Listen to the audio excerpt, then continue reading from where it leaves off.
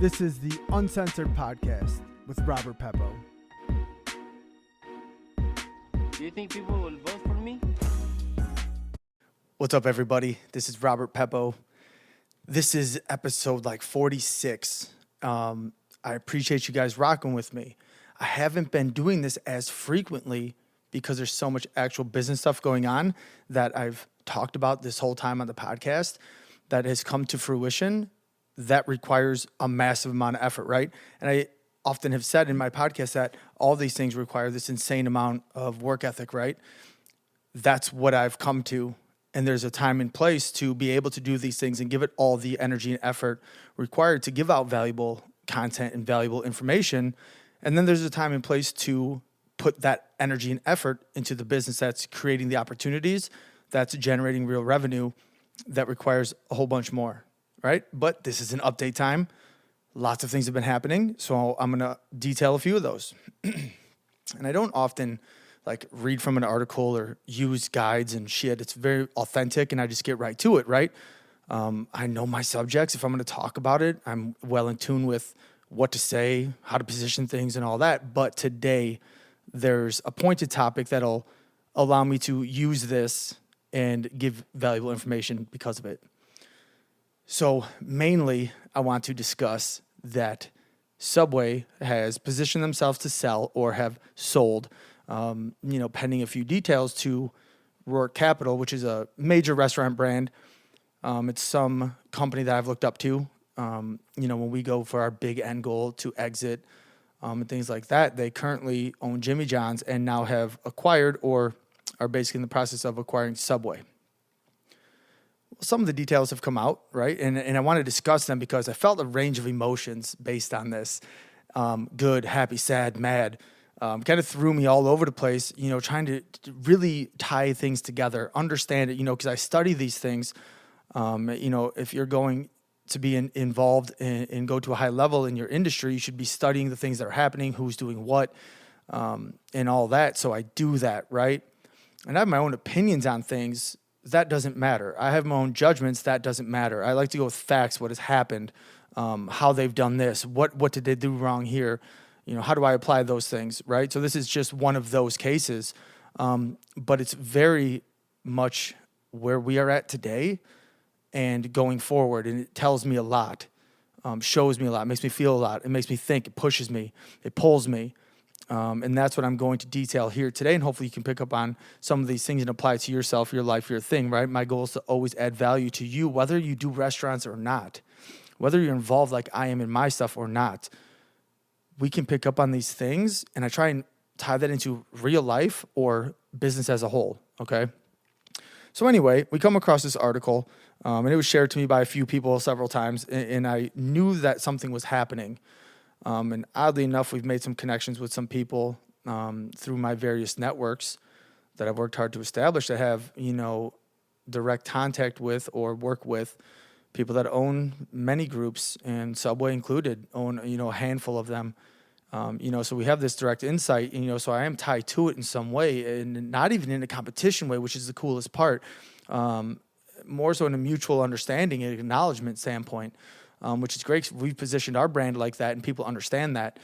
And I'll give kudos to anybody doing their thing. I support you. I've said that before. Some people don't understand that, but it's true. I don't see it as a competition.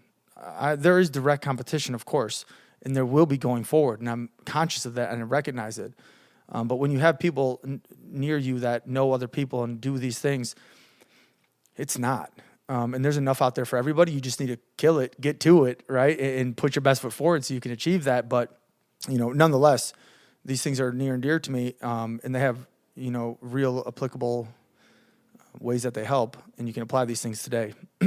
So, Roark Capital is a massive private equity firm. They buy a bunch of companies. They own a bunch of companies. And it is not uncommon for restaurant groups to position themselves to sell to a larger company that can take them to the next level. It's very, very well known. It's a strategy. It happens all the time. I have about 10 of those companies that I will look to when the time is right, in 8 to 10 years from now, to position us for an exit. Okay, I often talk about the 100 million, right? That's my goal. That's my marker. It's a realistic number, and that's the first point I'm going to talk about. Subway's massive, and they're huge, right? But they started with one store. They started with Fred DeLuca at 16 years old, walking himself into a sub sandwich place, and the owner being like, here, if you want to buy this, you can buy this and go do your thing. And he was young, and he said yes, right? Obviously. And then it develops into Subway, right? But he did not know at 16 anything that he had to know probably going forward, but he was ambitious and knew that he had youth and energy on his side and a business, and he came up in it. So it was all he knew, basically. Same sort of scenario as me, but I didn't apply it till slightly later, right? But put that in perspective. He, at 16, comes into a company. And now, many years later, as the article states, 6 decades later, sells for $9.6 billion, okay? So whatever his initial investment was, very low in comparison, and has grown it to that level. Now, they have had, obviously, massive help, a huge company. They've built that along the way, no doubt about it. But when I look at that, okay, it's been done. Bet. When I look at $9 billion, $100 million is nothing. It is pennies in comparison. That means Roark Capital or others like them have no problem purchasing you, right? If you're a value add, if your shit is straight, if it's a good investment, if you're new, if you're doing something well, if they see growth potential. So that brings me to my second point. If they see growth potential. Well, Subway's been in a decline, and that's not my opinion. That's facts. That's facts through being a public company. You can check the information on the franchises and all that, and the growth rates of companies. Mine as well, you can check. And so that's well known and well documented. Plus, we have direct access and proximity to people that own, or a person in a group that owns 13. And they are not doing as well as they used to do. They are looking to offload some, and it is in decline. And this gentleman articulated some of those reasons. Okay, well, overall, I've seen other Subways close too, right? So just being out in the market, seeing this happen, right? Same thing with Quiznos back in the day. But Roark Capital obviously has seen some value add, right? Subway presents a value proposition. They present a price. They, wanted 10 million. They got, 10 billion, and they got 9.6. And who knows where they end up, but they obviously basically got what they wanted. And that says to me, my $100 million goal is not outlandish. It is not far-fetched. And if anybody's listening has big goals, don't let anybody tell you yours is either, okay? When you put it in perspective and look out into the world and see what other people have done, are doing, what goes on, what's reality, you can make that your reality. Just because it isn't someone's reality today around you, most people aren't around people that have 100 million or done anything even close to 100 million of anything, let alone 10 million, 20 million, 50 million. But it does happen, and it is real. And I have this unique understanding of it being very real. Our business does good, okay? Not going to deny that. I think it's a good thing, and I think talking about it is a good thing. But when I say 100 million, that is to not only tie myself to a real tangible end goal. What am I working for, and why am I saying that number? And I have my reasons for saying that actual number. That number means to me what I want and what I want to do with that afterwards. That means to me I've studied the market and know what restaurants sell for at 25 to 50 stores because it has happened already with the numbers that we do, with these other things tied in, with growth potential, with how our paperwork is structured. I see that, so I did that. This makes it real. And I need that tangible result to push me, okay, to get me to that next level, to get me up in the morning, to do these things, right? I'm a driven person, but I'm a driven person because I attach real, tangible opportunity and things to that I know I can get to and I know I can achieve, so then I do that thing. If you're off working with, even if you have the positivity and the ambition, but you don't know what you're working for, you may not be able to connect the dots all the way up. But I did that, and then I connected the dots all the way back to be able to execute and pull it off. Because you can dream all day long, but you have to wake up and make that shit a reality, okay? That's the point here.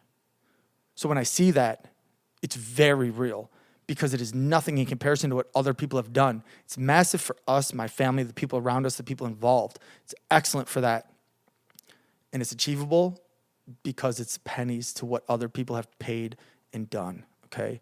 I need to keep the value, keep the brand, keep the integrity, keep the people, keep the structure, and grow it, of course, and do the work to do that. But the foundation is built. The foundation is there. The energy is there. The people are there. Now it's time to do it. And we are. And we have. So that's the second point.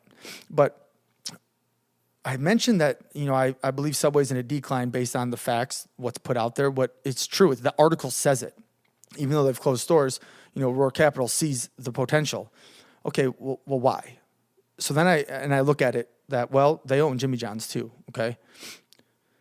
They own Jimmy John's. They're going to acquire Subway. They're going to monopolize the market, right? They will take these supply chains, the logistics, the purchasing power, and apply that and become profitable and use their systems and processes that they've built through Dunkin' Donuts, which is another one, Buffalo Wild Wings, Arby's, that they own to really dominate and bring it to the next level, which they can do and which they will do. And I understand that they purchased Subway for those things as much as they did for the making sandwich part of their business, okay? A lot of people, and it's well known, know that McDonald's owns a lot of property, second only to the Roman Catholic Church. Well, that's a huge value add, right? So they buy the business model as much as the product, as much as the systems, as much as the structure, as much as the logistics, as much as all of the IP that they have, or IT, and all that connected to it, right? That these big brands have created within themselves, right? And so now they have access to that to apply to all their other brands, right? So these value propositions are multi-level value propositions that these big businesses and high-level people think about, see, and acquire for other reasons other than just owning Subway, that by all intents and purposes is kind of like the lower part of our market segment. And what they bring to the table isn't really unique and that great anyway. We all know that people, if you ask them, would probably say Peppo's is a better sandwich. I would have to agree. And there are other leaders, Jersey Mike's, Potbelly, that are there actually doing what I would say well and positioning themselves as a good sandwich in the brand, in the market, and with their branding and all that. But they purchased Subway for all the other reasons too. So I'm like, okay, bet. I better make sure that my systems and processes, logistics, the use of tech, my trademarks, my proprietary blends of seasoning and all that is as strong as my customer base, which is as strong as my growth potential in my multiple franchises and all my units performing well. They look at all of these metrics. Well, I was conscious of that early on to build it, hence why I built it. And as we grow, I'm going to be refining these things so I can really make sure when it's time that I think it's time to exit, we do, and we are in a strong position to do so. So I'm learning as I see all things happening. It's not only one confirming what I researched and knew going forward to build this, but I want to make sure that I'm refining those all the way up because it's just as important, all right? So when you look to yourself or what you're doing, these things are so multi-layered, and if you're on top of that and ahead of it, you can set yourself up for success. That's the whole point, right? Getting yourself, your people, your family, your friends in a good position. That's what I'm doing, and that's what I've seen them do and see other people doing. So I'm going to do that as well, okay? And I'm going to do it as best as possible and bring people around me that can do that. So that was another part of the article. Let me skim through here and see a few of these other parts. Boom, revenue 9.8, 2022. Announced what the CEO is going to do. Cool. So it just goes on to talk about, what they're going to do after that, which is continue to grow their brand, the Subway brand under their proven franchise system model. So that's cool. So they know how to position them to get to that next level. There's so many things that I can do today that positions me as, a value add to them, ready for growth in 8 to 10 years. So I'm looking that far out. Here's where I think people have a misstep. It's easy to get lost in the today. You need money today, right? We have bills, things, we have to deal with that today. So you're working day to day, week to week, month to month even. Or people want that short term, I can do it. I do too. We can sign a bunch of franchisees today, okay? I can get aggressive as fuck. But if I miss something along the way, I will either have to redo it anyway. It might slow down or tarnish our brand and reputation or money, even capital, use expenses, all that. So I'm looking much more longer term. And here's what I think. People are too patient and or don't risk enough. The reason I see that as a negative trait is that there could be opportunities around you that take a little bit longer, that might not produce for you today immediately, but they will 10 times, 100 times what you are doing today and what you could do in the future. And I work my hardest to kind of present that opportunity, right? Because I want good people around. I want people to be in the opportunity, joining me, doing it because you're stronger as a team, right? And I'm trying to position ourselves as that because I've proven the foundation, I've proven the model, and we can do that. And a lot of people get lost in the, I make sandwiches. That's, I don't want to work in a restaurant. I don't want to do sandwiches.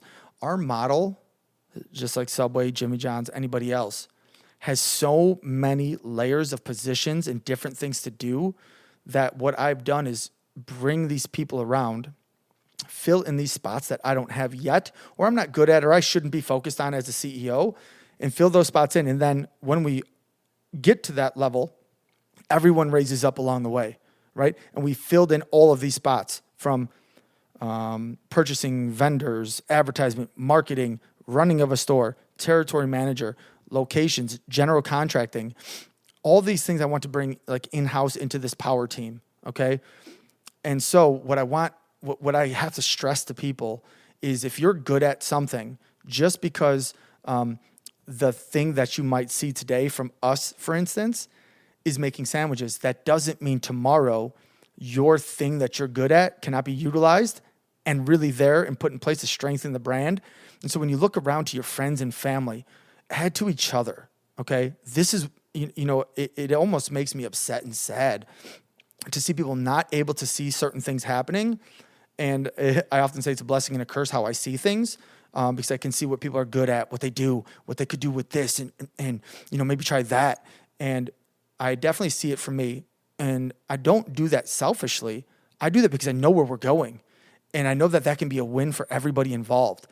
And when you can do that, you get to these numbers like the 100 million or the 10 billion, and plenty of other companies have sold for massive amounts of money. And Chipotle at one point to McDonald's for 260 million investment, right? They brought people together who were good at their thing. They had the right people in the right places to do these things. I'll finish with this. Look around, create that power team, add value to some motherfucker doing it, or offer yourself to somebody doing it and see if there's some value for you and for them, some win-win position that you guys can get to that really elevates everything altogether. And if you do that, I believe you can go so much farther than what you think you can do today on your own, because it's very hard to do it on your own. I have known now, and I knew this before, that I cannot do this alone. I stress that to the employees every day, that you are directly tied into the success and you can take this as far as you want to. I say to my friends, my family, and most of the time it falls on deaf ears. But I will not stop, because I will not stop on my path, and I see this and I've watched it happen.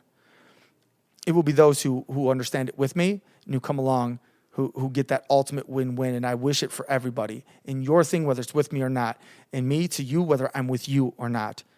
Do that and your success can be much greater. And you tie people in and then you're together with it and you see this thing happening.